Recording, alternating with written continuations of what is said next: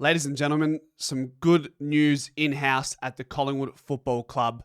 It's time to talk all things black and white.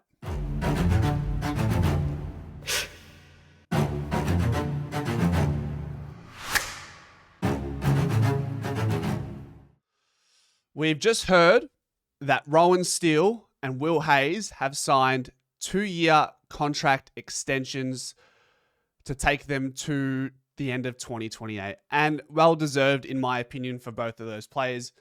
Let's start with the mid-season recruit, Rowan Steele, who came via the Waffle at age 24. He'll be 25 next year. So not the youngest player going around as a first-year player, but nevertheless still young relative to some of the players in the team. You talk about Pendles, Sidey, Howie, and you know the rest, right? Rowan Steele managed to play 5 games for the club this year. And there's a lot of Ned Long about this situation, isn't there? A lot of scenarios where he came in as the sub in the game and had an effect.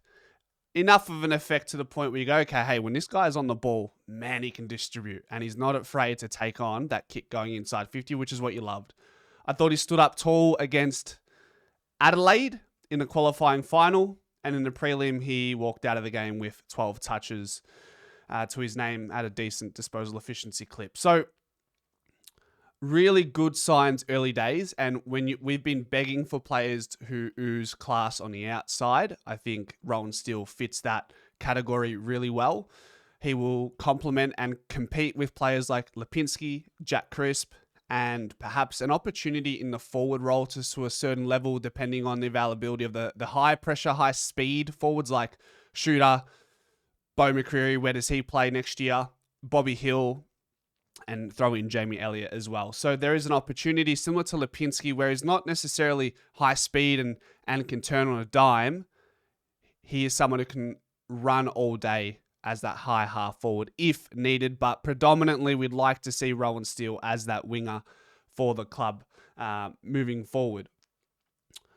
His debut game was against Carlton and did start that game, had 19 touches and really impressed us and wooed us. And from there, he really hasn't faltered. So it's a massive, massive preseason for Rowan Steele. And these are the kind of players we really need to hit as far as recruitment's concerned. And I believe this was one of Shane O'Brien's work of magic, having some sort of connection there. Don't quote me, but there's something that springs to my mind when I hear Rowan Steele. For some reason, it's attached to Shane O'Brien's name, the astute recruit member. That is Rowan Steele. Let's talk about Will Hayes. Now, coming through the Waffle as well, ironically, you represented Western Australia in the national championships. Relatively unrecognised, and another credit to the recruitment team in being able to dip into the Waffle and the Sample at times and pull out some real gems. I think Will Hayes has the potential to be a full-time AFL player occupying that small forward role, and who he has none better to teach him the role than the likes of Jamie Elliott and Bobby Hill. I'd like to think Will Hayes is going to be more of a scoring forward for us, that small forward who's just an absolute goal sneak. Has class, composure, doesn't seem bothered at the top level. Granted, he may take time to truly acclimatize, but he's shown signs in his demeanor that he's really calm at the level, and that's at VFL level as well. And he started like a house on fire at VFL level, and I might even try and pull up some stats because that's worthy of looking into. Started really well and then sort of faded out, which is understanding of a young small forward who hasn't gotten anywhere near into building into his body, growing into his body. So that's fine. That comes with it. Not all these players who come through the draft are going to be ready-made in the first season. Not even the first 2 seasons at times. You look at players like TJ, Demetia, Ed Allen, Will Parker, Reef, Harvey Harrison. Is there anyone else that's in front of my mind right now? Oscar Steen, another player.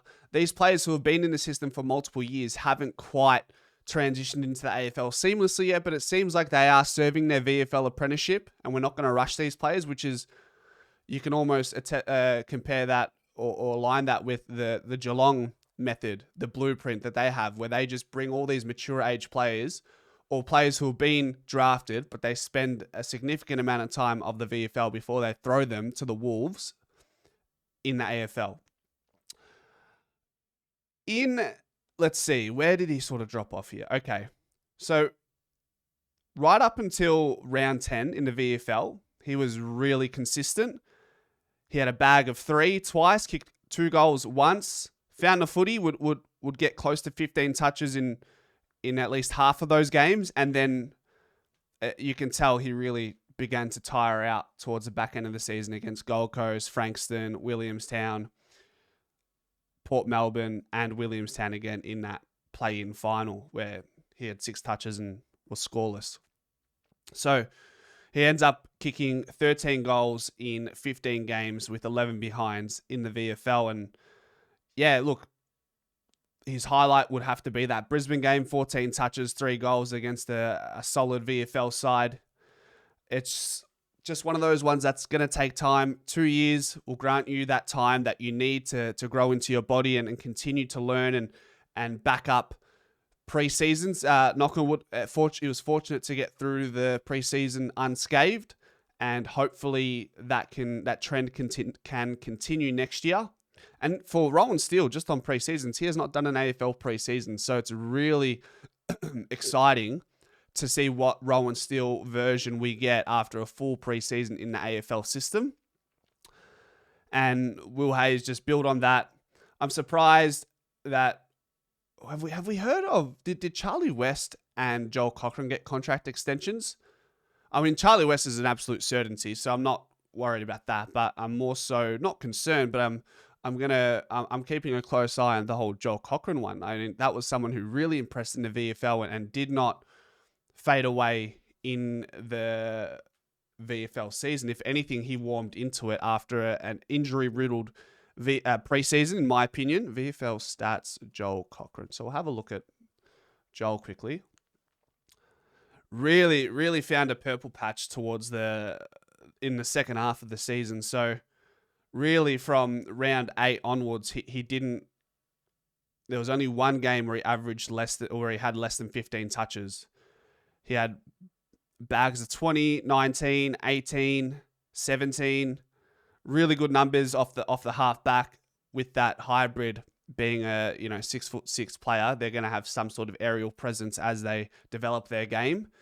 You can say, even to be fair, at the start of the season, it wasn't like he wasn't having any impact. He was still accumulating. He averaged, over the course of 17 games, he accumulated 256 disposals, and maths is not my expertise, so I'm not even going to try.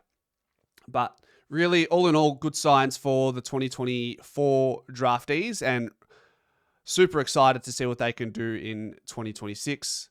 Let me know what your thoughts are in the comment section, ladies and gentlemen. And as always, go Pies.